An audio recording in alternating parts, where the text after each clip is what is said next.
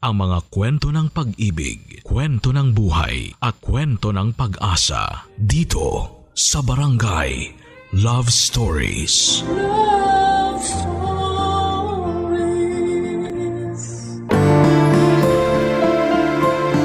Ang hirap ng buhay ay isang topic na marami sa atin ang nakaka-relate. Ang buhay ay isang walang katapusang pakikibaka laban sa kahirapan at mga pagsubok na patuloy na sumusubok sa ating katatagan. Ikaw, ano ang kaya mong gawin para malabanan ang hirap ng buhay?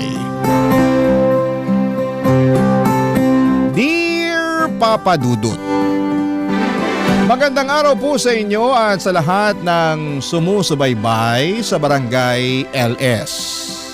Ang inyong programa ay ang kasama ko sa pang-araw-araw. Tuwing nagluluto, naglalaba, naglilinis, at kahit sa mga simpleng gawain ay kasangga ko po ang Barangay LS.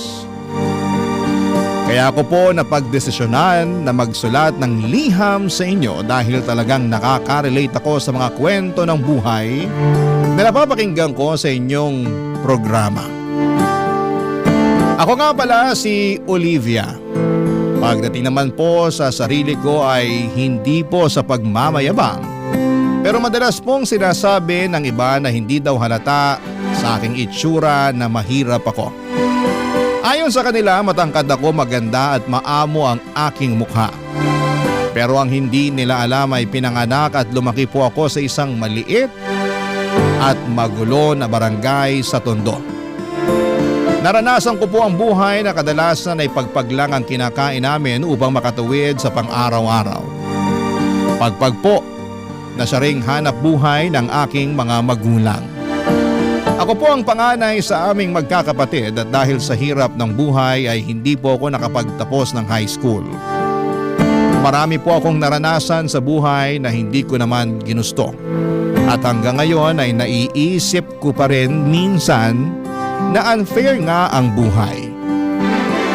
Kasi may mga tao na pinanganak na may kaya, samantalang kami ay salat na salat sa buhay. Salat na salat sa lahat ng bagay sa mundo. Habang lumalaki po ako ay aaminin ko po na napuno ako ng inggit. Tuwing nakikita ko ang mga kaedad ko na masaya at walang alalahanin. Habang ako naman ay rumaraket ng kung ano-ano para lamang makaraos. Isa po sa mga racket ko ay ang pakikipagunahan sa paghahanap ng pagpag sa madaling araw. Pati na rin ang pag-iipon ng plastik at bote at pagtanggap ng mga labada. Lahat po ng ito ay para lamang makaramdam ng kahit kaunting ginhawa sa buhay. Kaya po sobrang naaawa ko sa mga kapatid ko na parang nagiging tulad ko na rin. Nangangalakal para lamang makatawid. Minsan po ay naiisip ko kung ano ba ang kasalanan namin upang maranasan ang ganitong klase ng buhay. Pero kahit na ganoon ay hindi po ako tumigil sa pagharap sa mga hamon ng buhay. Hindi po sumagi sa isipan ko na maghanap ng regular na trabaho dahil wala po akong sapat na edukasyon. At hindi ko rin po kasi nakakamta ng tiwala sa sarili. Pero nagbago po ang lahat ng kinausap ako ng aming kapitbahay na nagtatrabaho sa isang restaurant. Sinabi po niya, may naghahanap sila ng mga waitresses at gusto niya raw akong tulungan. Doon po ako nagkaroon ng lakas ng loob na subukan at sa kabutihang palad ay natanggap po ako bilang isang waitress. Ngunit habang nagtatrabaho po ako doon ay mas lalo kong naramdaman ang kawalan ng hustisya. Bakit kahit na anong sipag at overtime ko ay parang hindi ko pa rin nararamdaman na umaangat ang buhay ko. Kaya ang tanging bagay na ipinagpapasalamat ko na lamang po ay ang wala akong anak. Sa mga panahong yon ay naiisip ko po na kung sakaling mag-aasawa ko balang araw ay gusto ko na lamang po na may kaya sa buhay ang makakasama ko. Kasi sa dami ng mga pinagdaanan at feeling ko ay deserve ko na rin ang mabigyan ng marangya at magandang buhay. Pero nagbago po ang lahat nang unti-unti akong kinausap ng aming restaurant manager na si Miguel. Alam ko po na hindi ganong kayaman si Miguel, pero sa mga oras na nagkakaroon kami ng pagkakataon na mag-usap, ang pakiramdam ko po ay parang nawawala ang lahat ng bigat sa buhay ko. Pero ni minsan po ay hindi ako naglihim kay Miguel. Sinabi ko sa kanya ang kagustuhan ko na makabingwit ng mas mayamang lalaki para makaangat sa buhay. Pero hindi ito naging sapat para tigilan niya ako sa kanyang pagpapakyut. Nang sinabi po sa akin ni Miguel na gusto niya akong ligawan, sobrang saya ko po. Pero nalilito din po ako. Kasi aaminin ko po na mahal ko siya, pero pinipigilan ako ng kagustuhan ko na umangat sa buhay, Papa Dudut.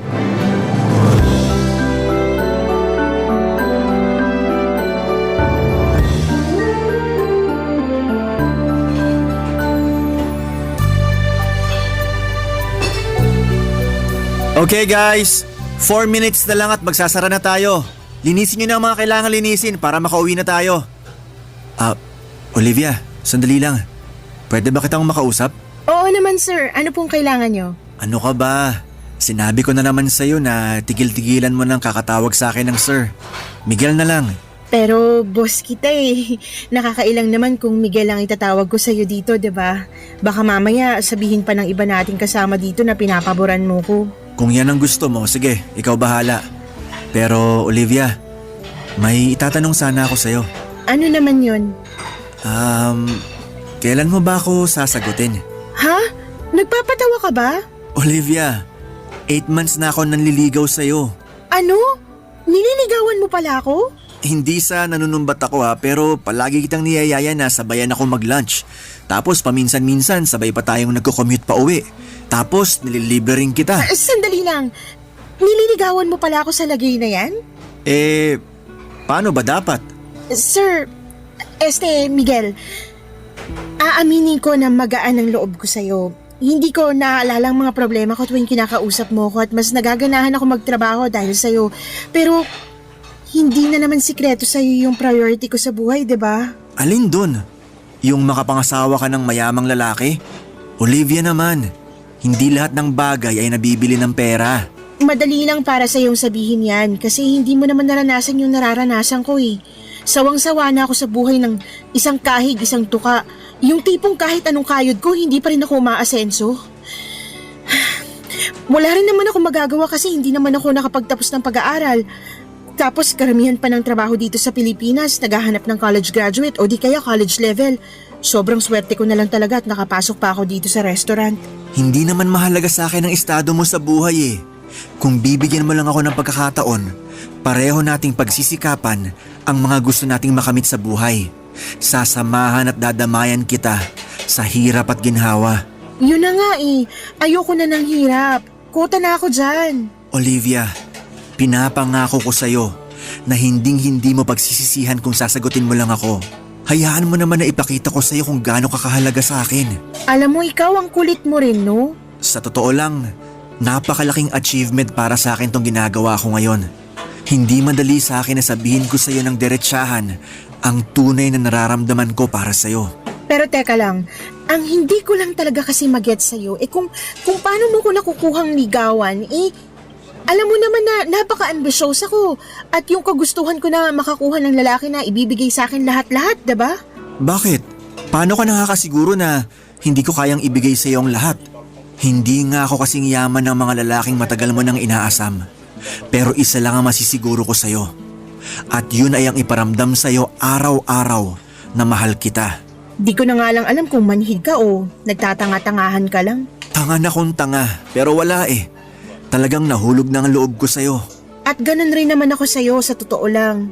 Siguro kung iba lang ang estado ko sa buhay, matagal na kitang sinagot eh. Pero wala eh. Yung makabingwit ng mayamang lalaki na lang talaga ang pag-asa ko para makabangon sa buhay na to. Olivia, makinig ka.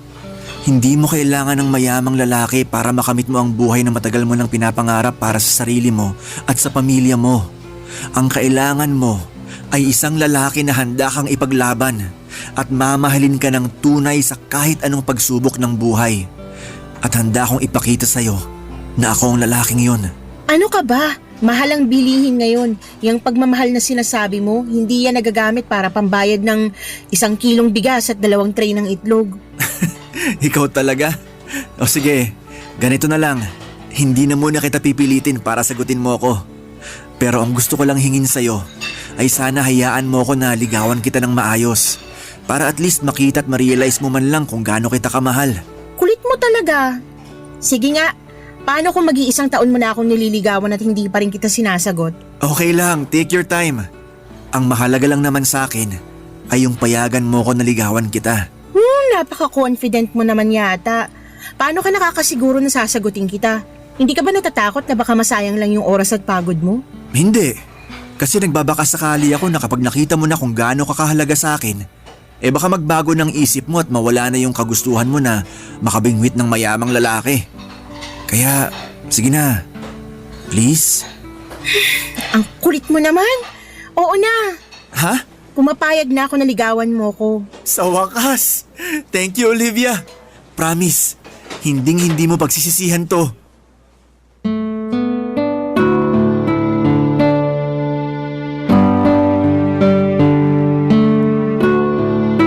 Sobrang kulit ni Miguel noong araw na yon, Papa Dudut.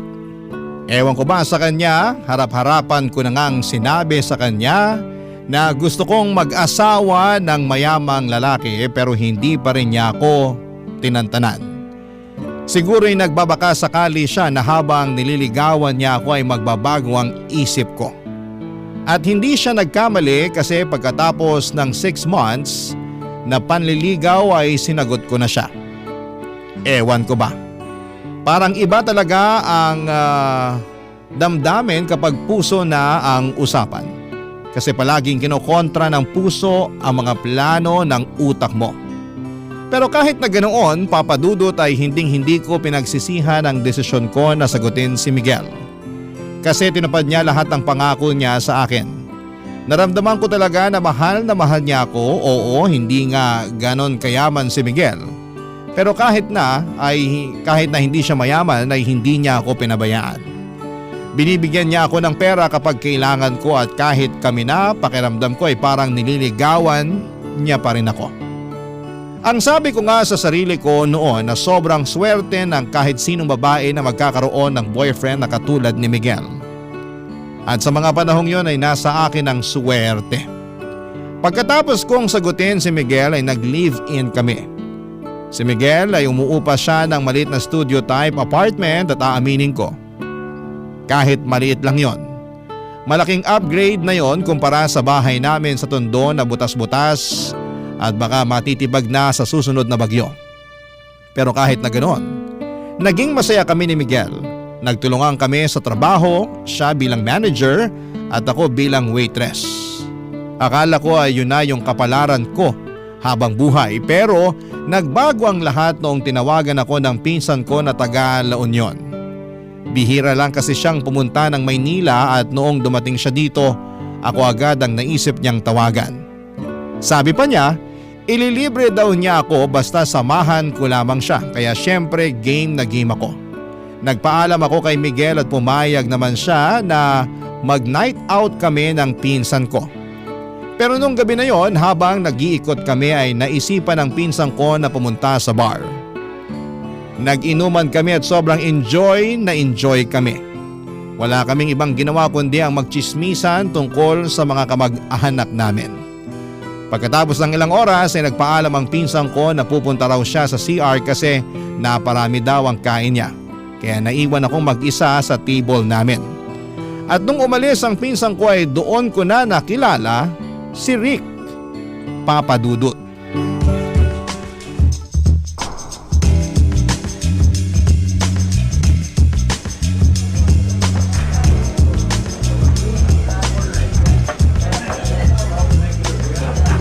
Hello, miss. Umalis na ba yung kasama mo? Ha? Sino ka? I'm sorry. Ako nga pala si Rick. Actually, kanina pa kita pinagmamasdan at gustong kausapin.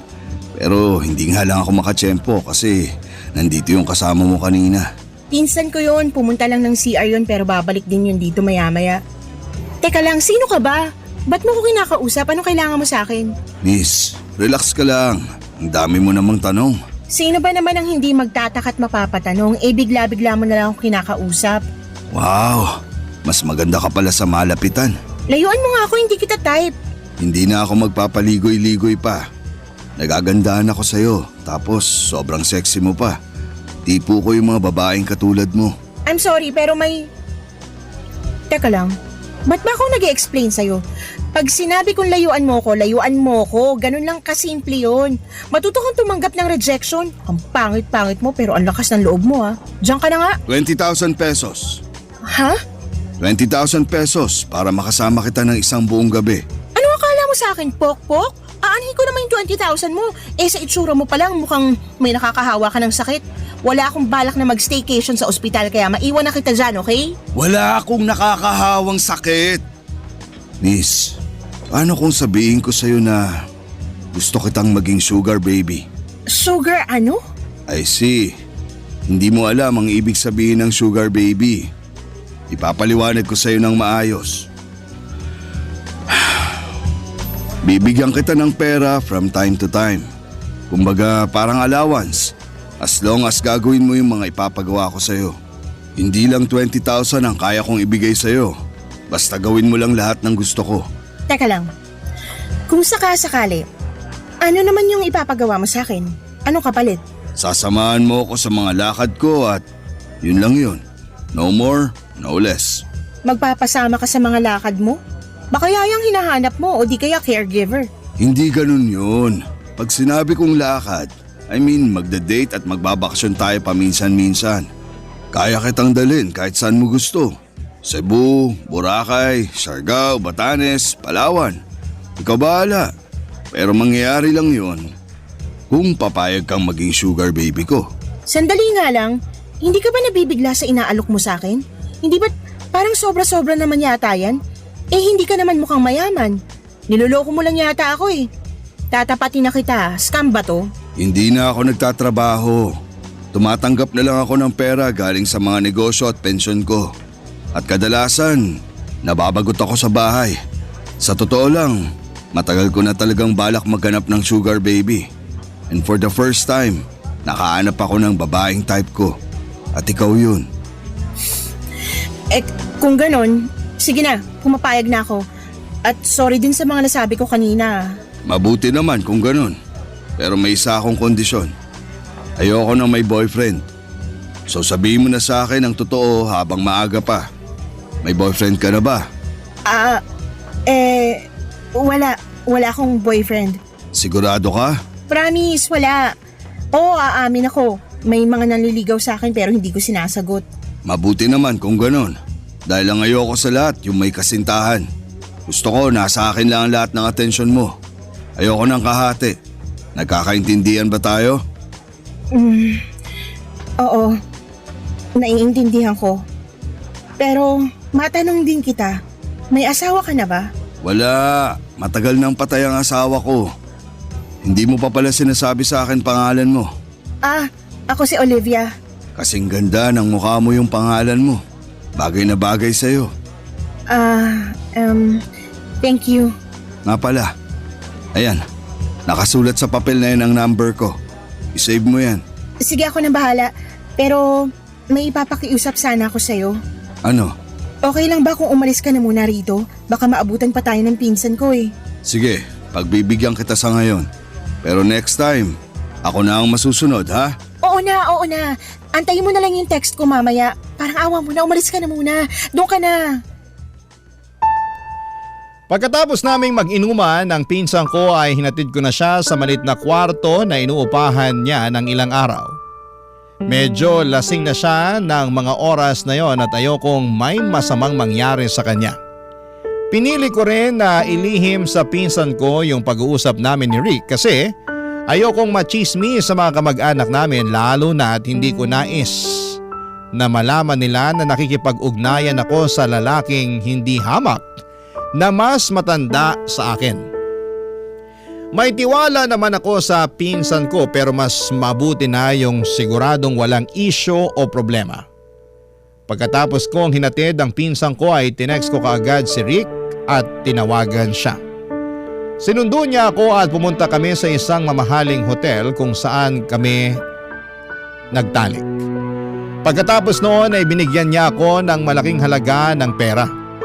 Alam ko, sinabi ko noon na matagal ko ng pangarap na magkaroon ng mayamang lalaki na magbibigay sa akin ng mga bagay na gusto ko. Pero hindi ko rin akalain na ganito pala ang pakiramdam.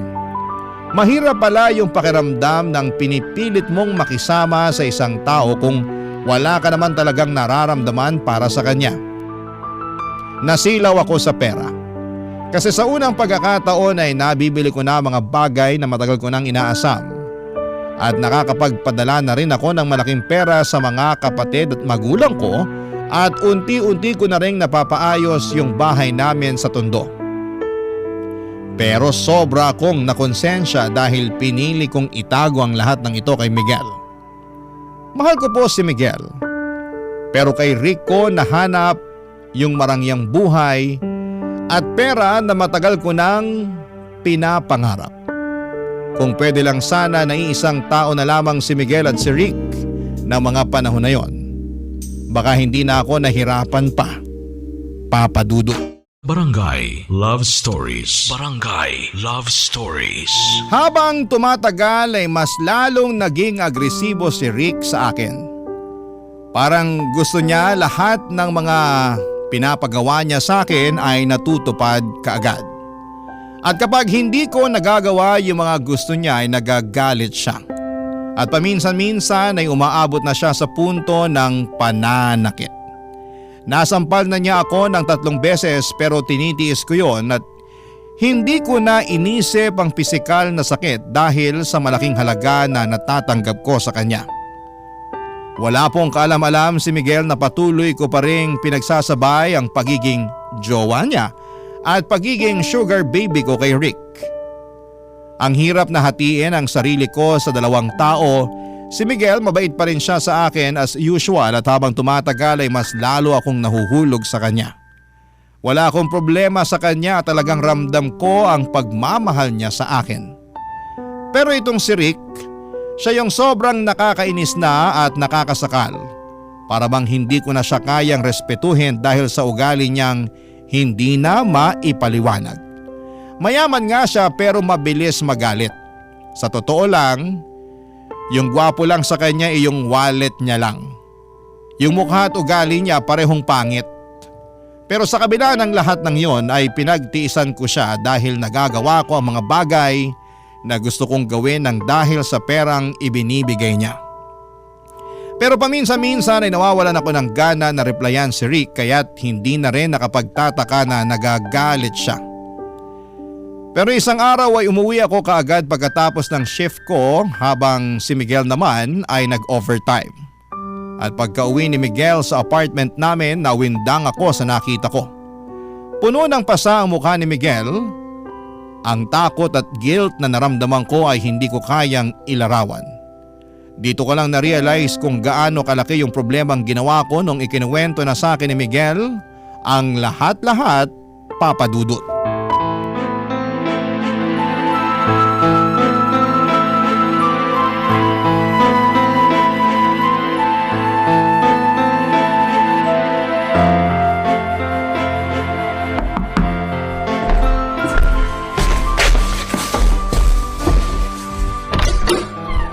Babe!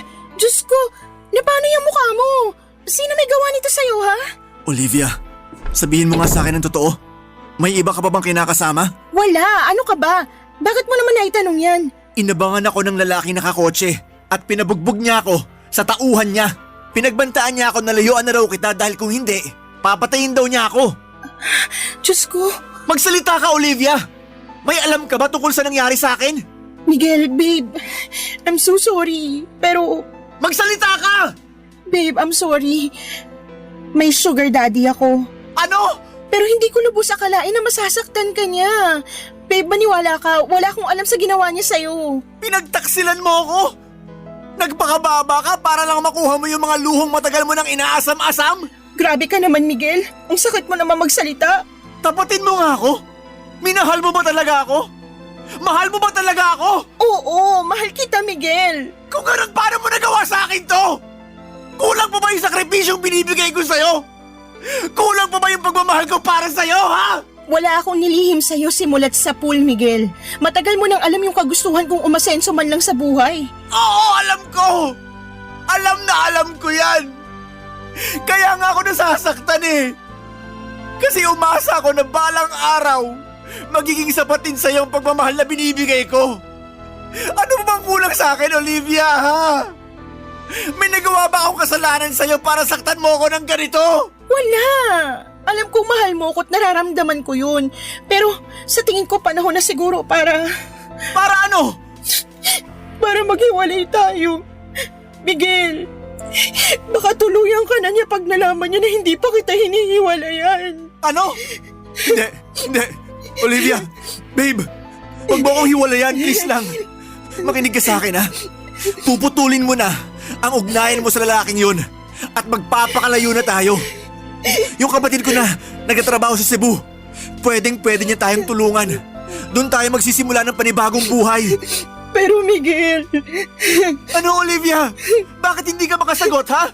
Miguel, ayoko na bumalik sa buhay na sobrang salat. Ayoko na bumalik sa buhay kung saan kailangan ko pang mga lakal para lang mabili ko lahat ng mga pangangailangan ko. Olivia, matagal ka nang nakatakas sa ganong klaseng buhay. Matagal nang tapos yon. May maayos ka na trabaho ngayon at nandito na ako para tulungan ka.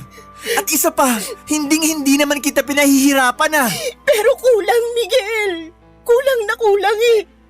Sa tingin mo ba, sapat na yung sinasahod mo bilang manager ng restaurant at yung sinasahod ko bilang waitress?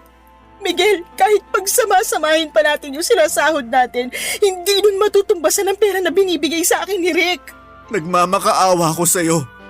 Hiwalayan mo na ang lalaking yun. Kung nagawa niya ako ipabugbog, hindi malayong gawin niya rin to sa'yo. Olivia, aanhin mo naman yung pera niya. Kung araw-araw naman nanganganib yung buhay mo sa mga kamay ng hayop na yun.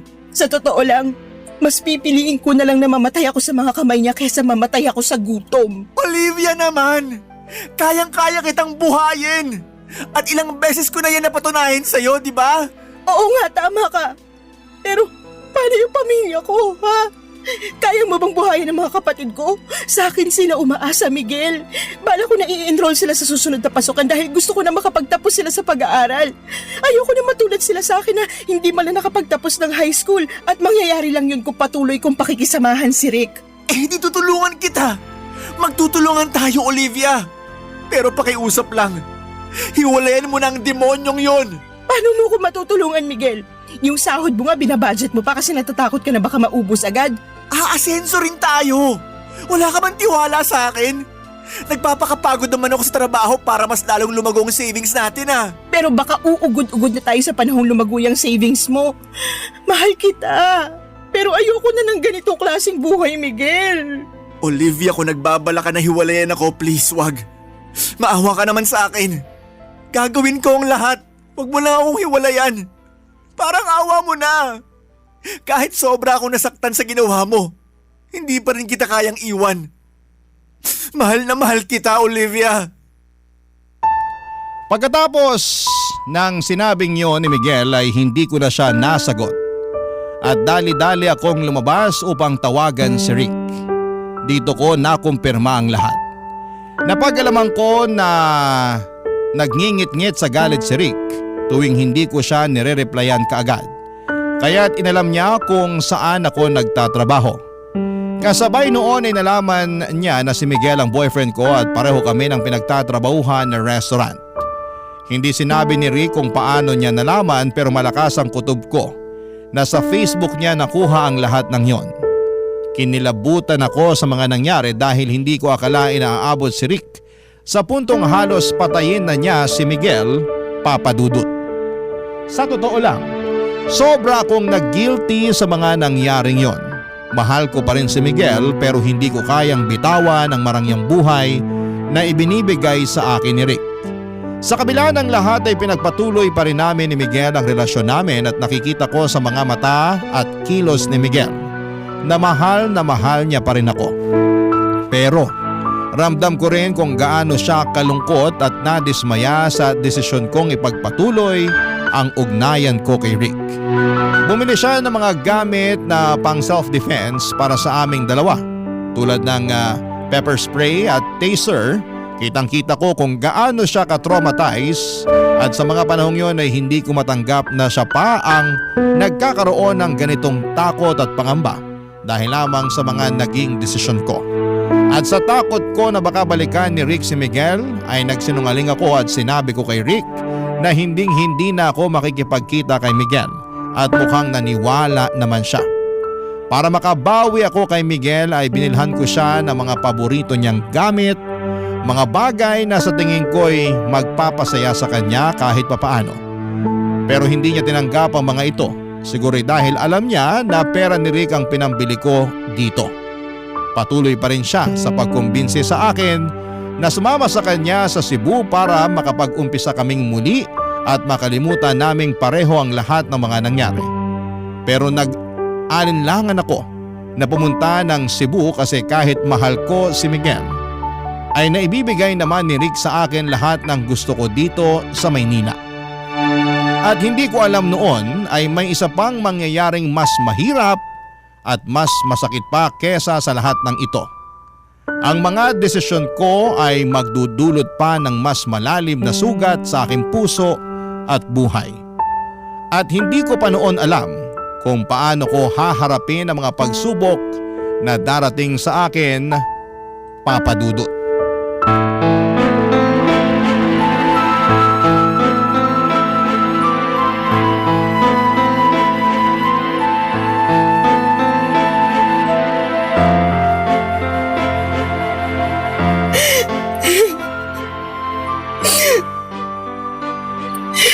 Olivia, babe? Bakit ka umiiyak? Sinaktan ka ba ng hayop na Rick na yon? Sabihin mo lang sa akin at hindi na ako magdadalawang isip na sugurin siya. Oo, aaminin ko na takot ako sa kanya kasi mayaman siya at pwedeng niya ako ipatumba kung gugustuhin niya. Pero hindi na ngayon. Kaya ko gawin ang lahat para sa iyo, babe. Hindi na ako magpapasindak sa kanya. Hindi ganun yun. Kung ganon, ba't ka umiiyak, ha? Tingnan mo tong pregnancy test. Buntis ako. Teka lang, paano naman mangyayari yun eh? Palagi naman tayong gumagamit ng proteksyon. Olivia, hindi. Hindi! Sabihin mo sa akin na hindi totoo yan! Miguel, babe. I'm sorry. Pero kasalanan to ni Rick eh. Nagagalit siya at sinasaktan niya ako kapag hindi ko sinusunod yung gusto niya tuwing nagtatalik kami sa kama. Olivia naman! I'm sorry. I'm so sorry. Babe, makinig ka sa akin. Itutuloy na natin to. Pupunta na tayo ng Cebu sa Makalawa. Doon na tayo magsisimula ng bagong buhay kasama ang batang yan. Ako ang tatayong ama niya, naintindihan mo? Hindi ako makakapahayag na lumaki ang batang yan sa piling ng tatay niyang hayop. Kinausap ko na ang kapatid ko at handa siyang tumulong para makapagsimula tayo ulit. Miguel, anong alam natin sa pagpapalaki ng bata? Hindi natin kakayanin to. Paano natin bubuhayin ang batang to? Malulubog lang tayo sa utang. So ano gusto mong gawin? Ipaako sa Rick na yon ang batang yan? May kaya si Rick. Kayang-kaya niyang buhayin ang batang to. At isa pa, kahargo at responsibilidad niya rin ang batang to. Mabibigyan niya ang anak ko ng buhay na kahit kailan, hindi natin mabibigay sa kanya. Teka lang, bakit nararamdaman ko na parang gusto mo nang sumama sa lalaking yon, ha? Miguel, kung hindi lang dahil sa batang to, hindi kita iiwan eh. Olivia, hindi. Huwag mong gawin sa akin to. Babe, ilang beses ko ba ipapaalala sa'yo na hiwalayin mo na ang lalaking yon? Hindi mo ba nakikita na unti-unti niya nang sinisira ang buhay mo? Hindi ka nga namumulubi pero hawak ka naman sa leeg ng lalaking yon. Napapaigot ka na niya sa mga palad niya. Gagawin ko lahat para sa anak ko, Miguel. Ayokong lumaki ang anak ko sa hirap. Pero babe, sasaktan ka lang ng lalaking yon. Matagal ko nang tinitiis ang pakikipagkita mo sa lalaking yun dahil mahal na mahal kita. Pero hindi naman pwede na habang buhay tayo ganito. Na habang buhay ka magpapakaalila sa hayop na yon. Magkaroon ka man lang sana ng konting respeto para sa sarili mo, Olivia. Alam ko kung anong ginagawa ko, hindi ako tanga. Alam ko kung anong nakukuha ko kay Rick, okay? Ano? Pera! Magandang buhay para sa pamilya ko at respeto ng mga tao na dati akong tinatapak-tapakan dahil walang-wala kami. Respeto? Oo, Miguel. Respeto. Respeto sa'yo? O sa pera mo? Alam mo, Miguel, kung ikaw gusto mo maging mahirap habang buhay, gawin mo. Magiging masaya pa ako para sa'yo at hindi kita pipigilan. Pero eto lang ang ipapaalala ko sa'yo, ha. Wala kang karapatang husgahan ako kung gusto kong yumaman. Oo, Olivia. Hindi nga ako kasing yaman ni Rick. Pero kahit kailan, hindi ko ibebenta ang pagkatao ko. Ang kapal ng mukha mo. Alam mo kung anong problema mo? Hindi mo na alam ang ibig sabihin ng totoong pagmamahal. Dahil puro pera na lang ang nasa utak mo. Tapatin mo nga ako, Olivia. Totoong masaya ka ba talaga, ha? Oo, masaya ako. Mayaman na ako. Nabibili ko na lahat ng gusto ko. Pero hindi nabibili ang tunay na pagmamahal. Ang pagmamahal na patuloy mong binabaliwala dahil lang sa ambisyon mo na magkaroon ng limpak-limpak na pera. Sino bang may sabi sa'yo na gusto ko ng pagmamahal? Buwisit na buhay to. Alam ng Diyos na ginawa ko ang lahat para sa'yo, Olivia. Kailan pa ba ako magiging sapat sa'yo, ha?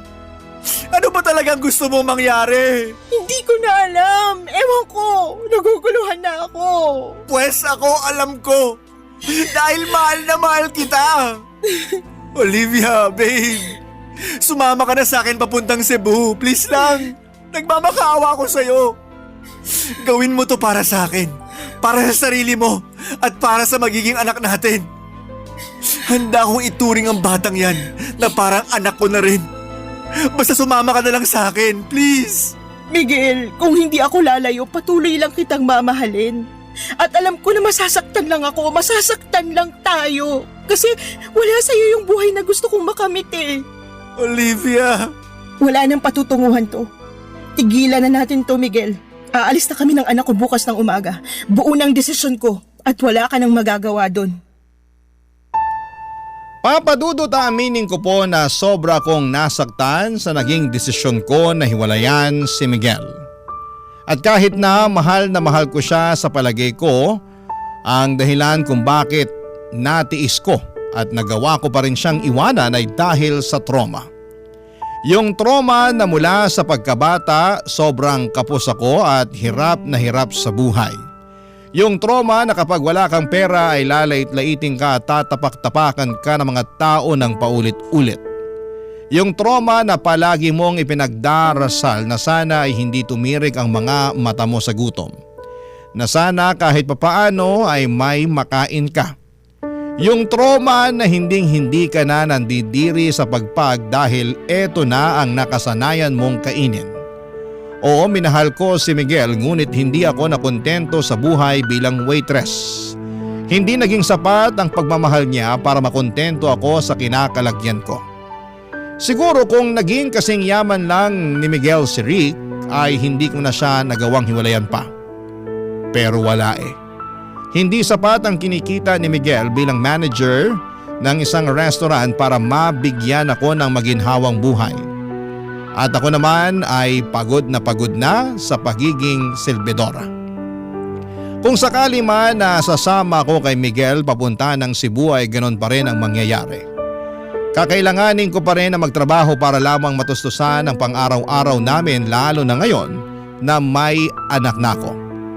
Siguro po noong gabing hiniwalayan ko siya ay sobra akong nataranta dahil napag-alaman kong buntis ako. Sobrang daming tanong ang bumabagabag sa isipan ko ng mga panahong yon. Ang paulit-ulit na tumatakbo sa isip ko noong mga panahong yon ay kung paano ko mabibigyan ng magandang buhay ang magiging anak ko.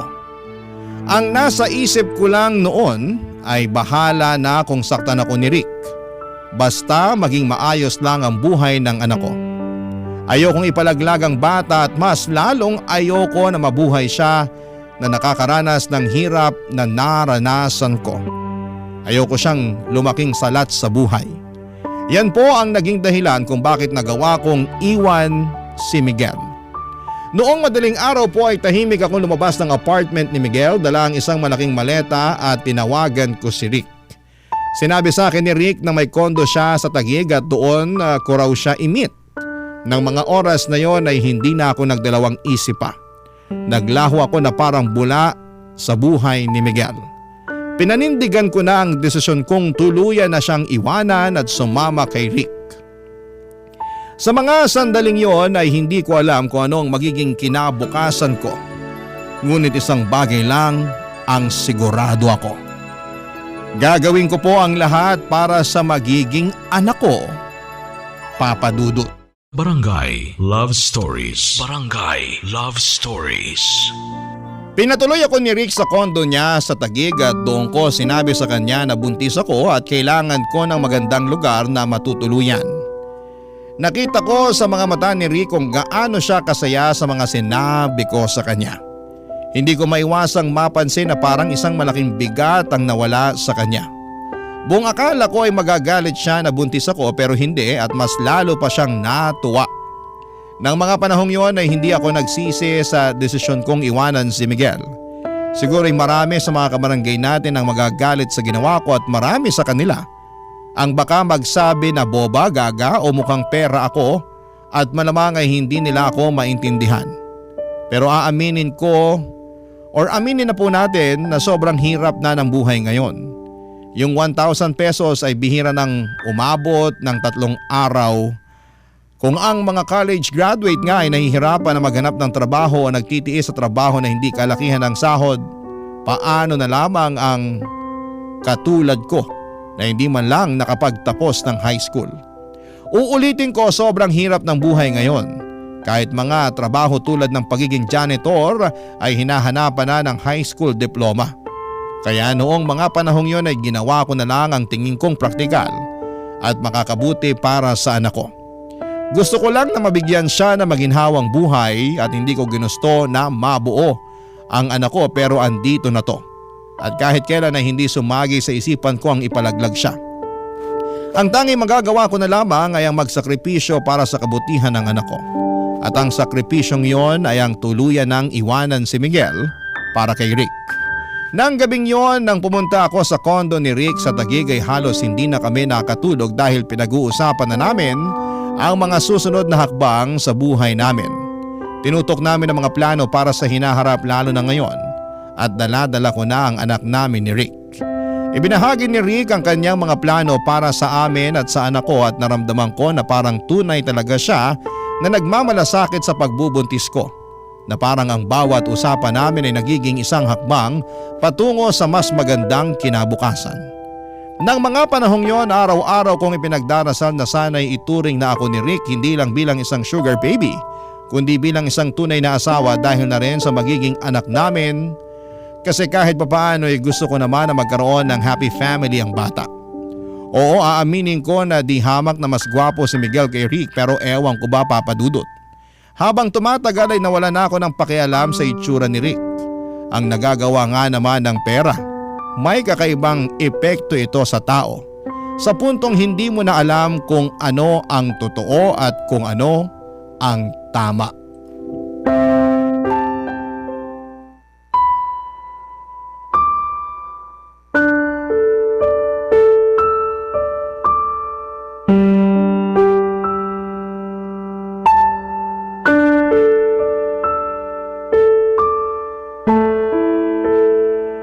Mabuti na lang talaga at pinaalam mo kaagad sa akin na buntis ka. Oo, at alam ko rin naman na mabibigyan mo ng magandang kinabukasan tong batang to eh. Exactly. Kaya tama lang ang desisyon mo na lapitan ako. Alam mo, sa totoo lang, hindi ko talaga inaasahan na mabubuo tong bata na to. Pero wala na akong magagawa kaya sana tulungan mo ko. Hindi ko kaya palakihin ng batang to na mag-isa. Makakaasa ka, Olivia. Hindi ko kayo pababayaan. Salamat naman. Huwag ka na masyadong mag-alala. Makakasama sa'yo yan. Pero sandali lang, Rick. Paano nang magiging setup natin ngayon? Siyempre iba na ngayon kasi magkakaroon na tayo ng baby, di ba? Huwag kang mag-alala, Olivia. Pananagutan kita at ang batang yan. Aalagaan kita hanggang sa mga anak ka. Dito na kayo ni baby titira sa kondo. Solong-solo nyo na ang kondo na to. Ha? Kami? Bakit ikaw? Hindi ka ba titira dito kasama namin? Yung mga negosyo ko kasi paminsan-minsan. Alam mo naman, kailangan asikasuhin. Kaya huwag ka na magtaka kung may mga panahon na madaling araw na ako makakauwi dito. O di kaya may mga araw na hindi na ako matutulog dito. Ah, ganun ba? Sayang naman. Gusto ko sanang nandito ka palagi para maasikaso natin pareho si baby eh. Huwag ka nang mag-alala. Alam mo naman siguro na sa negosyo ko nang gagaling ang limpak-limpak na pera na binibigay ko sa'yo, di ba? Paano na tayo kung babaliwalain ko ang mga negosyo ko? Yung pension mo, hindi pa ba sapat yun? Ano ka ba? Baril lang yung pension ko kumpara sa mga kinikita ko sa mga negosyo ko. Ah, sige, ikaw nang bahala.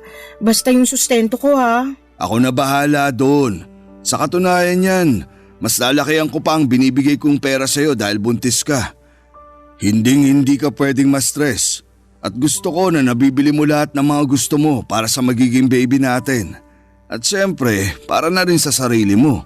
The best ka talaga. Pero sandali lang. Sigurado ka ba na hindi na kayo nagkikita ng Miguel na yon? Ha? Bakit mo naman naitanong yan? Naninigurado lang. Kasi sa susunod na makita ko pa yung lalaki na yan na aaligid-aligid sa'yo, hindi na ako magdadalawang isip na tuluyan yun. Sinasabi ko sa'yo. Ano ka ba naman, Rick? Matagal na kaming tapos ni Miguel. Simula nung ipabugbog mo siya, hindi ko na siya nilapitan at agad-agad na ako nakipaghiwalay sa kanya. Siguraduhin mo lang, Olivia. Kasi kapag nalaman ko na nagsisinungaling ka, tatamaan ka sa akin. Ito naman sobrang seloso. Promise, kahit tingnan mo pa tong cellphone ko, wala kang makikita na kahit ano tungkol kay Miguel kasi matagal na kaming wala. Mabuti naman kung ganon. Ay, wag na nga natin pag-usapan yun. Nandito na ako, 'di ba? Sayong-sayo na ako. Tulad ng matagal mo nang gusto. Teka lang, saan ka nga pala tumutuloy nung naghiwalay kayo ng Miguel na yon? Pinapangako ko sa'yo, Olivia. Tatamaan kayo pareho ng lalaking yun sa akin kapag nalaman ko na niloloko mo lang ako. Ano ka ba? Oo sige, aaminin ko. Kay Miguel ako tumitira nung kami pa. Pero nung naghiwalay na kami, doon na ako sa pinsan ko sa Novaliches nakikitira. Siguraduhin mo lang na totoo yung mga sinasabi mo. Dahil ang ayoko sa lahat, yung pinaglalaruan ako. Payakap nga. Eto naman sobrang seloso. Pinapangako at sinisiguro ko sa'yo na hindi na kita bibigyan ng rason para magselos pa. Sige na, okay na. Naniniwala na ako sa'yo. Nga pala. Oh, etong allowance mo. 40,000? Para saan to? Kung dati, once or twice a week lang kita binibigyan ng pera, pues ngayon masanay ka na araw-araw na kitang bibigyan ng pera. Iba na ang sitwasyon ngayon. May anak na tayo at gaya nga ng sinabi ko, ayokong nasistress ka. Ibang klase ka talaga. Amazing. Walang makakatalo. Ano kayang gagawin ko dito? Ay, alam ko na. Mamimili ako ng mga gamit ng bata. Crib, baby bottles, lampin, lahat-lahat na. Sumama ka na kaya sa akin? Nako, ikaw na lang. May kailangan pa akong asikasuhin bukas. Ay, ano ba yan? Bukas ka agad? Ipagpaliban mo na muna yan. Sige na naman Sumahan mo naman ako. Ang kulit mo naman! Sinabi ng busy ako eh. Sige na, huwag ka na makulit. Sige na nga, hindi na kita pipilitin. Sorry kung napagtaasan kita ng boses. Sa susunod kasi, huwag ka na makulit. Sige, ganito na lang. Babawi ako sa'yo. Pupunta tayo ng Baguio this weekend. Okay ba yon? Natuloy kami sa Baguio noong weekend na yon, Papa Dudut. Eto na yon. Eto na mismo ang buhay na matagal ko nang pinapangarap, yung buhay na kaya kong bilhin ng lahat ng nakikita ng mga mata ko. Yung makapunta sa mga lugar na hindi ko pa nararating noon. Yung wala akong ibang iniintindi kundi ang mag-enjoy at mag-explore. Pero kahit nakuha ko na ang buhay na gusto ko ay bakit ganon? Bakit parang may kulang pa rin? Sa totoo lang, dapat ay masaya ako dahil hindi ko na kailangang mag-alala tungkol sa pagbubuntis ko. Kasi sa wakas ay maibibigay ko na sa anak ko ang lahat ng gusto at pangangailangan niya. Pero sa kabila ng lahat ng ito ay para bang may isang malaking bagay na kulang pa rin. Siguro nga dahil magkaibang ang pakikitungo sa akin ni Miguel kumpara kay Rick. Noong nagtatrabaho pa ako bilang waitress, palagi akong inaasikaso ni Miguel. Siya pa yung nagluluto ng almusal namin at siya rin ang naglilinis ng bahay para hindi na ako mapagod. Samantalang si Rick ay palaging wala sa kondo at ang ginagawa lang niya ay ang magbigay sa akin ng pera. Sa totoo lang, nagsimula na akong makaramdam ng pagkabagot. Wala akong ibang makausap sa kondo kundi ang sarili ko. Lagi na lamang ako nanonood ng TV o nagsiselfone pero nang mga panahong yon. Okay na rin sa akin na wala si Rick sa kondo kasi sabi niya, inaasikaso raw niya ang mga negosyo niya. Kung wala nga ang mga negosyo na yon, hindi rin ako mabibigyan ng malalaking halaga ng pera kaya okay na lang sa akin. Hanggang isang araw noong dinalaw ko ni Rick at sa kondo siya natulog, may napansin akong umiilaw. Cellphone pala niya yon at sunod-sunod na dumating ang mga text messages. Hindi ko alam ang password ng cellphone ni Rick pero sa lock screen ay malinaw na nakikita ko ang mga mensahe mula sa isang number na patuloy na tinatanong kung kailan siya uuwi at kung bakit hindi siya nagre-reply. Habang binabasa ko yon ay unti-unti akong nabigla at naguluhan. Para bang may malaking tinik na pumasok sa dibdib ko. Ang pakiramdam ko ay bigla akong napuno ng sama ng loob at galit. Sa sobrang pagkabigla ko ay hindi ko na napigilan ang sarili ko at hindi ko na pinagpabukas pa ang kumprontahin siya tungkol dito. Dumulog ako sa kanya ng diretsyo kahit pa may takot at pangambang baka masaktan ako ni Rick sa gagawin kong pagkumpronta sa kanya, Papa Dudut.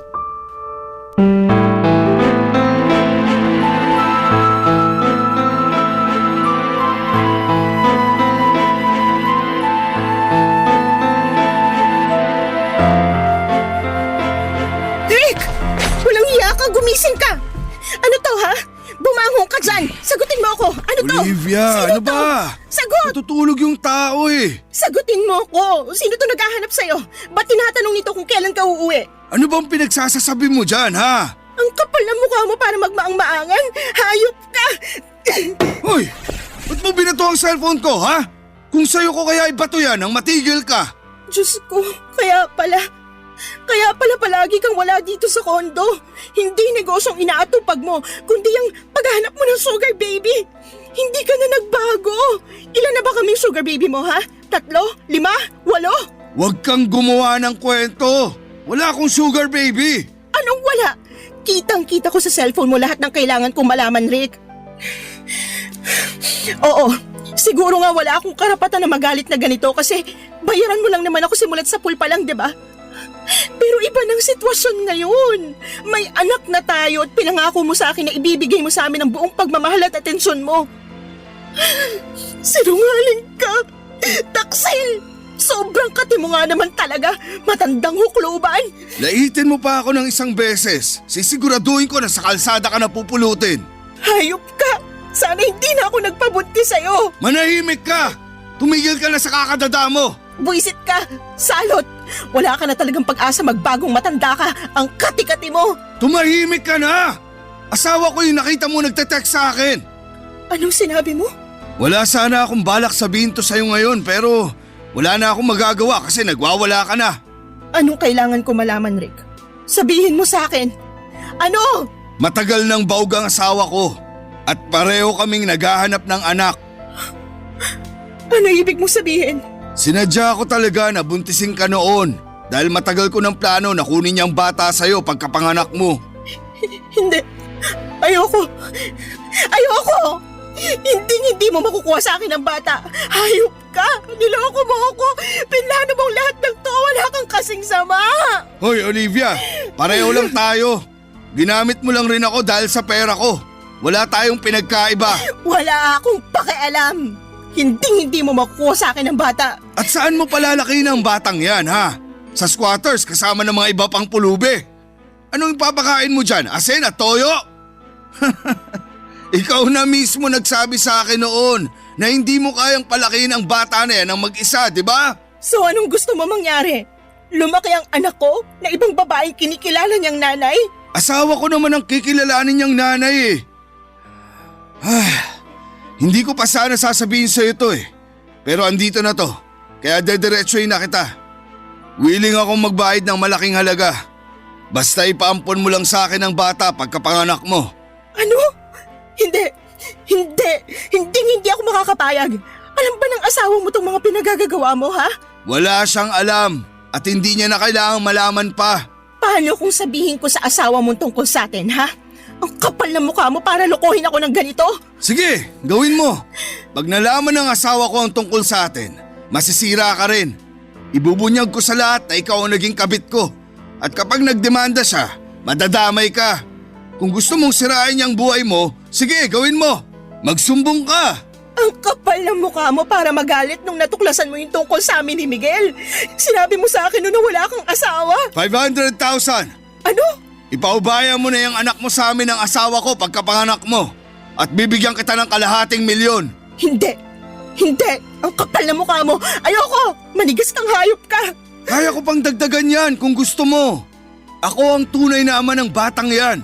At handa ako magbayad ng malaking halaga para mapasamin siya. Alam mo, awang-awa ako.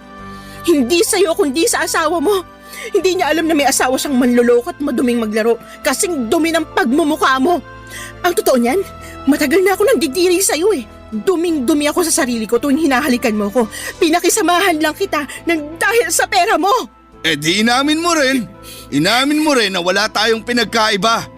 Kaya sige na, pumayag ka na. Ibigay mo na sa akin yung batang yan pagkapanganak mo. Manigas ka! Wag na wag mo akong susundan. Maghanap ka ng ibang lolokohin mo.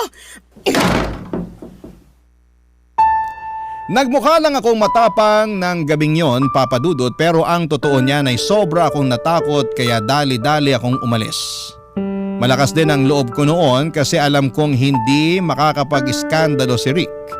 Maraming tao sa kondo na yon at kung gusto ko ay pwede ko siyang ipakaladkad sa mga guard sa ibaba kung may gagawin siyang masama sa akin, Papa Dudut. Pagkatapos noong araw na yon ay hindi na ako nagparamdam kay Rick. Tinapon ko yung SIM card ko at bumili ako ng bago. Gaya ng sinabi ko ay hindi ko inaasahan na magkakaroon ako ng anak kay Rick. Pero habang unti-unti ko nang nararamdaman, ang bata sa tiyan ko ay parang unti-unti na rin siyang napamahal sa akin.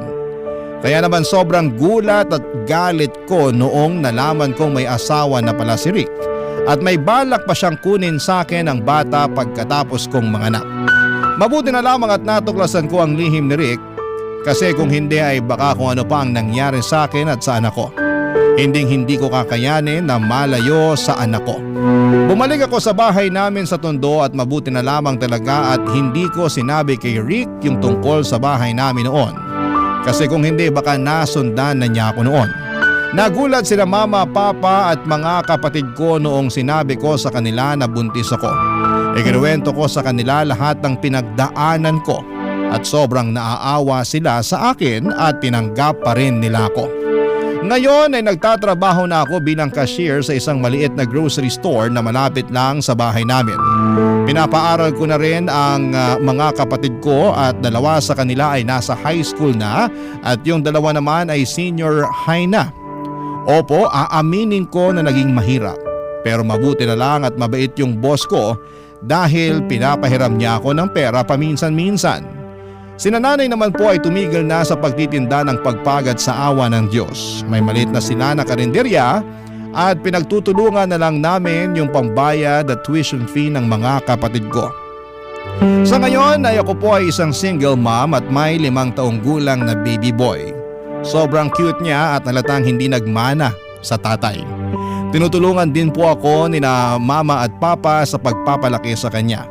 Kahit wala na sa akin ang buhay na puno ng luho o di hamak na mas masaya at mas may peace of mind naman ako sa ngayon. Napag-alaman ko din na isang news article na nasangkot si Rick sa isang networking scam at nakulong. Napaisip nga din po ako na baka yung perang binibigay niya sa akin noon ay hindi galing sa negosyo kung hindi ay galing sa networking scam. Pero wala na akong balak alamin dahil ayoko na maging parte ng buhay ni Rick. At wala rin po akong balak na ipakilala sa kanya ang anak ko. Tungkol naman po kay Miguel ay naisipan ko siyang i-stalk sa Facebook at napag-alaman ko na nasa Cebu na siya sa ngayon na tumitira at nagpakasal na siya sa girlfriend niya last year. Naiiyak ako ng sobra noong nalaman ko yun. Ang napagdesisyonan ko na lamang ay i-block siya sa Facebook kasi punong-puno ako ng panghihinayang at pagsisisi tuwing nakikita ko siya sa cellphone ko. Sa ngayon ay nagbabalak na ako mag-enroll at maging working student sa susunod na pasukan. Susubukan kong makapagtapos man lang ng high school dahil napagtanto kong mahalaga ang edukasyon upang magkaroon ng magandang buhay na hindi umaasa sa iba. Marami po akong pinagsisihan sa mga naging desisyon ko hanggang ngayon. Ngunit patuloy ko pong lalabanan ang mga pagsubok at magsusumikap para sa mas magandang kinabukasan namin, ng anak ko at ng pamilya ko. Nais ko po sanang magpasalamat sa pagbibigay ninyo ng opportunity na maibahagi ko sa inyo ang kwento ng buhay ko. Patuloy niyo po akong magiging number 1 na supporter. Maraming salamat po sa inyo, Papa Dudut, ang inyong forever kapuso at kabarangay, Olivia. Barangay Love Stories. Barangay Love Stories. Kwentuhan naman tayo dito sa comment section. Nagustuhan ng iyong napakinggan? Ituloy yan via live stream sa www.gmanetwork.com/radio.